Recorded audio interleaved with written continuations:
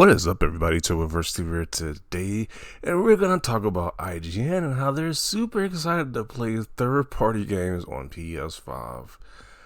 They say PS5 is coming into 2024 just swinging with Final Fantasy VII Rebirth, The Last of Us Part 2 Remastered, Tekken 8, and Suicide Squad Killed the Justice League, and they are ecstatic about this.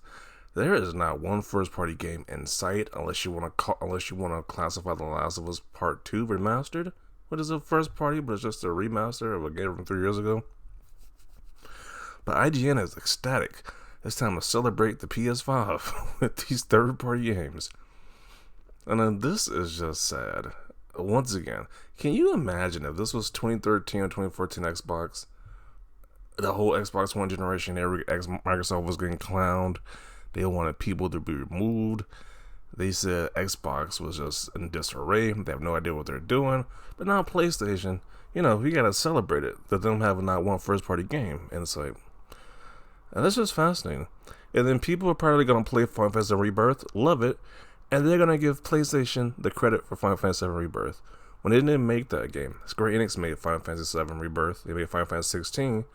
But PlayStation somehow is gonna get the credit. That is just sad. That is literally like, those old high school TV shows or movies when they had the stereotypical jock. He would probably pay the nerd character to do his homework or to do his essay so he can keep the scholarship or not be kicked off the football team or whatever. You were a little like the teacher in that situation, giving the jock who paid the nerd credit. When you know that, hey, this guy's just paying somebody else to do his homework. That's what IGN is doing right now. You're giving PlayStation props for Final Fantasy VII Rebirth when Square Enix made the game. That makes no sense right there. But the gaming industry has no problem praising PlayStation when they have no exclusives. They're just playing third-party games. But when Xbox has no first-party games, they're crucified for it. So it is just fascinating, especially from somebody who remembers the Xbox One generation very vividly. PlayStation is getting praised for no first-party games. And it's just sad to see. It's definitely a different standard for PlayStation and Xbox, it seems like it. Because people are now saying that, hey, we're just happy we're getting games. We don't care if it's first party or second party or third party. As long as we're getting games, we're happy. I mean, back in 2013, 2014, 2015 with Xbox, I was just happy too, just playing games. But you guys ridiculed Xbox fans for that, though, just playing games. They had to be first party games. They had to be made by Microsoft first party studios.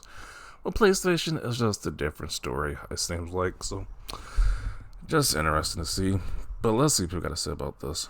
Swinging L's, maybe, as he has IGN employee dressed as a clown. Okay. A lot of games, a lot of third-party games. Pretty much all platforms are coming and swinging in 2024. Facepalm. Yeah, but they word like it's only PS5, but a lot of these games are multiplayer that they just showed in this trailer right here. Meanwhile, Xbox has no release dates. You can say that, but once again, it's funny how the narrative just changed, and now that first party games just no longer matter now because of Sony's recent past years lack of first party content. Tekken 8 and Suicide Squad y'all put on the list. PlayStation has no games. I saw 2, maybe 3 games that are strictly for PlayStation. The rest is either third party, meaning I can play it on Xbox, timed exclusive, so it don't really like much other than a little music video. This post makes it sound like Tekken 8 and Suicide Squad is exclusive, typical IGN crap. So pretty much games that are coming to all platforms, with the exception of The Last of Us Part 2 Remastered, which I think is still early for me, but yeah, more power to you. Yeah. They love to promote these third-party games for PlayStation. Now, I'm just wondering what would happen if the roles were reversed right now. If this was Xbox just doing a trailer like this, just announcing third-party games, or games they just bought, they just paid the publishers to put their games on their platforms for time exclusivity. How would the reaction be then? Would it be just like this? Would we get a whole celebrate post from IGN, or would they be fire and brimstone for Xbox? Let me know in the comment section down below what you think what would happen then if the situations were reversed. But this guy says, with multi-plats, LMAO. First party didn't even step up to the plate. Yeah, the only first party game they have is The Last of Us remastered. They weren't even trying. They don't. They probably don't feel like they really need to try because they're just selling so many consoles. They don't have to try, and their fan base is gonna eat it right up.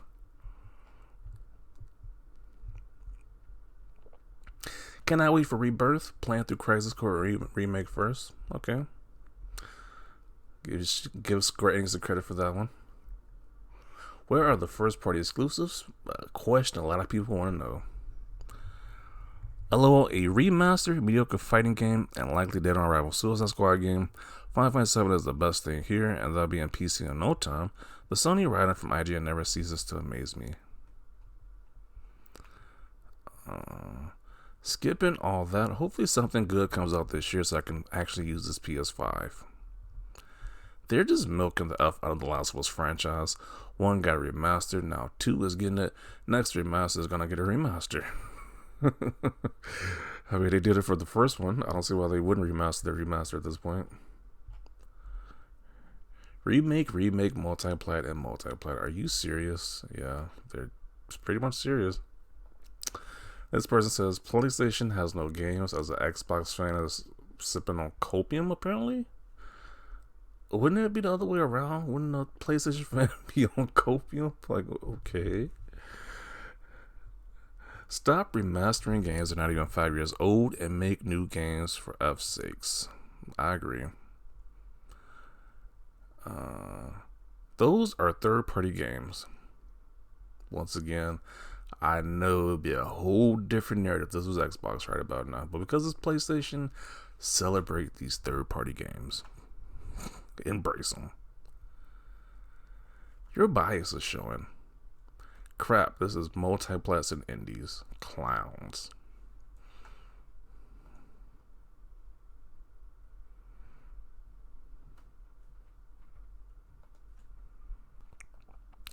This guy says Tekken 8 and Suicide Squad Kill the Justice League are both coming out on Xbox too. No, why make it sound like they're PS5 exclusives? Yeah. I just want a PS5 now. Yeah, that's pretty much it. Once again, it's just fascinating. Sony got no first-party games, and people are okay with that. But you know, it is what it is. People can see the bias at this point. I know. I was like, I'm gonna keep calling out, but people are gonna keep saying it over and over again. But I'm gonna conclude it right here. Definitely want to see your thoughts down below about this. Leave a like if you like this video, and as always, thanks for watching, and peace.